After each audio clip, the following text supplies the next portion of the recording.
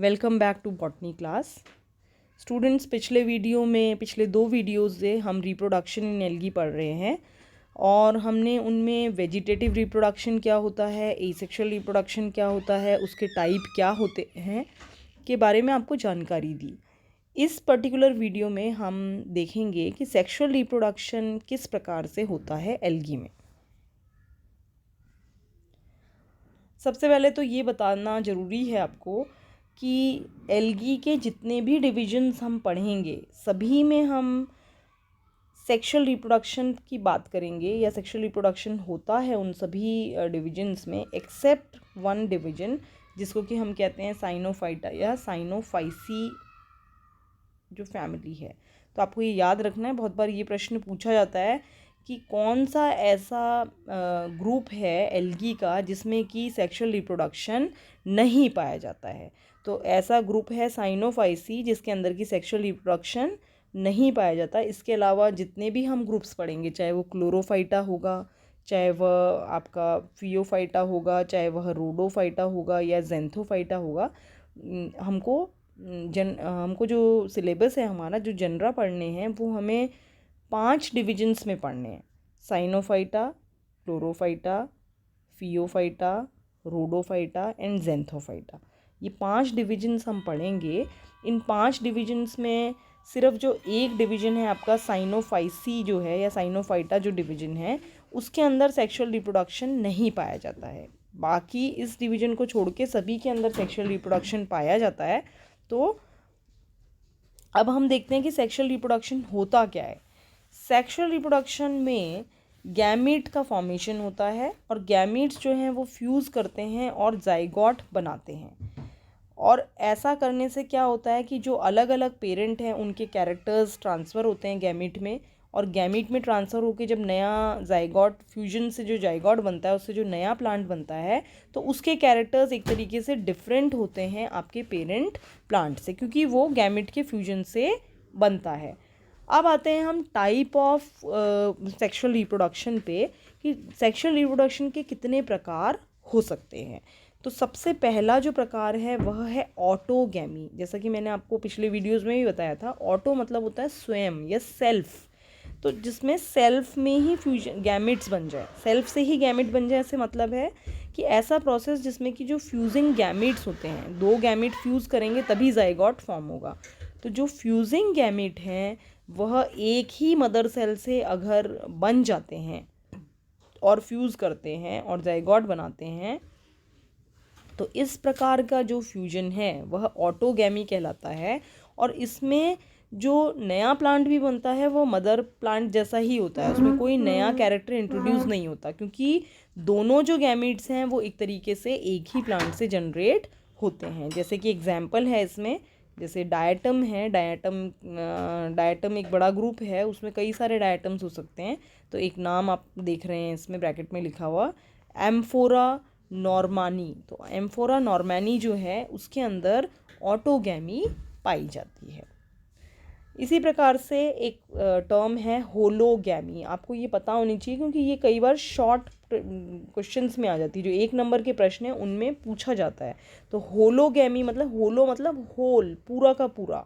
तो इसके अंदर क्या है कि कुछ यूनिसेलुलर मेंबर्स जो होते हैं उनके जो वेजिटेटिव सेल्स हैं वो डिफरेंट स्ट्रेन्स के पाए जाते हैं। जैसे कि एक का स्ट्रेन प्लस मानेंगे तो दूसरे का स्ट्रेन हम माइनस मानेंगे, और वो गैमीट्स की तरह बिहेव करते हैं। मतलब कि पूरा का पूरा जो सेल है वही गैमिट बन जाएगा एक तरीके से, और वो गैमिट बन के दूसरे गैमिट के साथ फ्यूज़ हो जाएगा और फ्यूजन के बाद जाइगोट बनाएगा, और जाइगोट बनाने से फिर वह नया इंडिविजुअल प्लांट उस जाइगोट से बन जाएगा। तो ये एक तरीके से न्यू जेनेटिक कॉम्बिनेशन यहाँ पर हो जाता है, क्योंकि डिफरेंट स्ट्रेन है, एक प्लस का स्ट्रेन पाया जाता है, एक माइनस का स्ट्रेन पाया जाता है। तो फ्यूजन से जो जाइगोट फॉर्म होगा उसमें नया जेनेटिक कॉम्बिनेशन देखने को मिलता है। और इसके अंदर आप कह सकते हैं, जैसे कि एग्जाम्पल है क्लेमाइडोमोनास, इसकी कुछ स्पीशीज़ में आप इस प्रकार का होलोगैमी देख सकते हैं। तो आपको यहाँ पर जो टर्म है उसी के अंदर उत्तर छुपा हुआ है, लेकिन आपको ध्यान रखना है। जैसे कि ऑटोगैमी हमने बोला, गैमी से मतलब है गैमिट का बनना, ऑटोगैमी मतलब स्वयं से गैमिट बनना, मतलब एक ही मदर प्लांट से गैमिट्स का बनना और उनका फ्यूज़ होना। फिर सेकेंड हमने बोला हॉलोगैमी, हॉलो मतलब होल, पूरा का पूरा। तो पूरा का पूरा, क्योंकि आपको पता है क्लेमाइडोमोनास जो है वह यूनिसेलुलर एल्गी है, तो जो पूरा का पूरा जो सेल है, वेजिटेटिव सेल है, वही गैमेट में परिवर्तित हो जाता है, वही गैमेट का रोल प्ले करता है। और पॉजिटिव नेगेटिव स्ट्रेन्स के प्लांट मौजूद हैं या यूनिसेलुलर सेल्स मौजूद हैं, और वो आपस में फ्यूज़ करके जाइगोट फॉर्म करते हैं।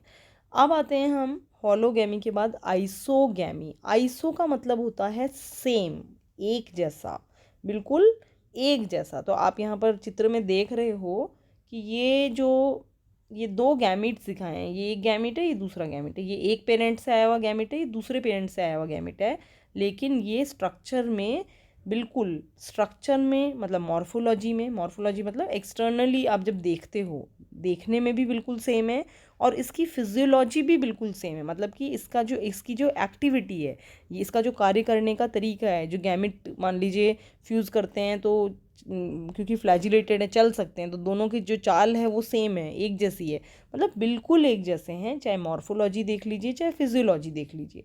तो इस प्रकार का अगर यूनियन होता है जिसमें कि फ्यूज़ होने वाले जो दोनों गैमेट हैं वह मॉर्फोलॉजिकली एंड फिजियोलॉजिकली बिल्कुल सेम होते हैं और फ्यूज़ करके जाइगोट बना रहे हैं, तो इस प्रकार के गैमेट्स जो हैं they are known as isogametes. Iso मतलब same, usually they are flagellated, ज़्यादातर वो फ्लैजिलेटेड होते हैं, और कुछ स्पीशीज़ यूलोथ्रिक्स की, क्लेमाइडोमोनास की, इनके अंदर आपको आइसोगैमी देखने को मिलती है।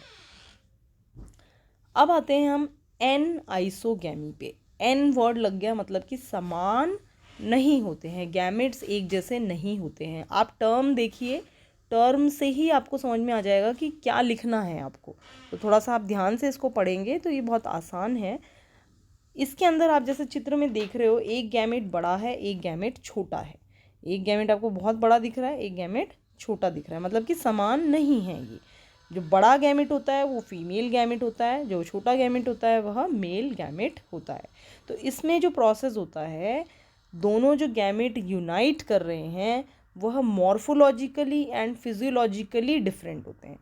कहने का अर्थ ये, मॉर्फोलॉजिकली डिफरेंट से मतलब है एक गैमेट छोटा होता है, और जो छोटा होता है वो मोर एक्टिव होता है, मतलब वो ज़्यादा स्पीडली चल सकता है, और उसको हम माइक्रोगैमेट के नाम से जानते हैं। जबकि जो दूसरा गैमेट होता है, आप देख भी सकते हैं चित्र में, वो लार्जर है, बड़ा है, और क्योंकि वो लार्जर है तो उसकी एक्टिविटी भी स्लो है, तो वो लेस एक्टिव है, और उसे मैक्रोगैमेट के नाम से जाना जाता है। जो छोटा है वह माइक्रोगैमेट, जो बड़ा है वह मैक्रोगैमेट, जो छोटा है वह मेल गैमेट, जो बड़ा है वह फीमेल गैमेट। और इसका एग्जाम्पल है, उदाहरण है, क्लेमाइडोमोनास की एक स्पीसीज़ है, क्लेमाइडोमोनास ब्रोनाए। तो क्लेमाइडोमोनास ब्रोनाए जो है उसके अंदर आपको यह एन आइसोगैमी देखने को मिलती है, जहाँ पर फ्यूजिंग गैमेट्स जो होते हैं वह समान नहीं होते, ना तो मॉर्फोलॉजिकली ना फिजियोलॉजिकली। अब जो टिपिकल एन आइसोगैमी है ये, जिसमें कि मॉर्फोलॉजी और फिजियोलॉजिकली दोनों तरीके से ही गैमेट समान नहीं है, उसी के अंदर एक और हम कह सकते हैं डेविएशन है, एक थोड़ा सा अगर हम इससे हटके चलें तो एक चीज़ और देखी गई है कि जो यूनाइटिंग गैमीट्स हैं वो मॉर्फोलॉजिकली तो सिमिलर होते हैं लेकिन फिजियोलॉजिकली डिफरेंट होते हैं। अगर ऐसा है then it is known as physiological anisogamy. कहने का अर्थ यह है कि इसमें आपको लिखना होगा कि मॉर्फोलॉजिकली मतलब देखने में बिल्कुल समान लग रहे हैं, लेकिन जब आप एक्टिविटी देखते हो तो मेल गैमेट ज़्यादा एक्टिव है, फीमेल गैमेट कम एक्टिव है। तो अगर इस तरीके का है, मेल गैमेट ज़्यादा एक्टिव है और फीमेल गैमेट कम एक्टिव है, तो इस तरीके के इसके अंदर हम एनाइसोगैमी को कहते हैं फिजियोलॉजिकल एनाइसोगैमी, की सिर्फ फिजियोलॉजिकली ही दे आर डिफरेंट, मॉर्फोलॉजिकली तो सेम है, इसलिए फिजियोलॉजिकल एनाइसोगैमी कहा जाता है। उदाहरण के लिए जाइगेनिमा और स्पाइरोगायरा। जाइगेनिमा और स्पाइरोगायरा जो है इसके अंदर फिजियोलॉजिकल एनाइसोगैमी देखने को मिलती है। अब आते हैं हम, लास्ट है ये ऊगैमी, जो कि advance type of sexual reproduction है। Advance type of sexual reproduction में आप मान सकते हैं कि एक जो दो गैमीट्स हैं, आप यहाँ देख रहे हैं जो दो गैमीट्स हैं, यहाँ पर दो गैमीट्स में से एक गैमीट जो है वो फ्लैजिलेटेड नहीं है, जो नॉन मोटाइल है, और दूसरा जो गैमीट है वह मोटाइल है, मतलब उसमें फ्लैजिला पाया जाता है। जो नॉन मोटाइल है वह फीमेल गैमीट के नाम से जाना जाता है, और या एग सेल हम उसे कहते हैं, और जो मोटाइल है वह एक तरीके से मेल गैमीट है और वह स्मॉल होता है साइज़ के अंदर। तो इसमें आप देख सकते हो कि जो स्मॉल मोटाइल गैमेट, जिसको कि मेल गैमेट कह रहे हैं हम, वो लार्जर जो नॉन मोटाइल फीमेल गैमेट है उसके साथ फ्यूज़ करता है।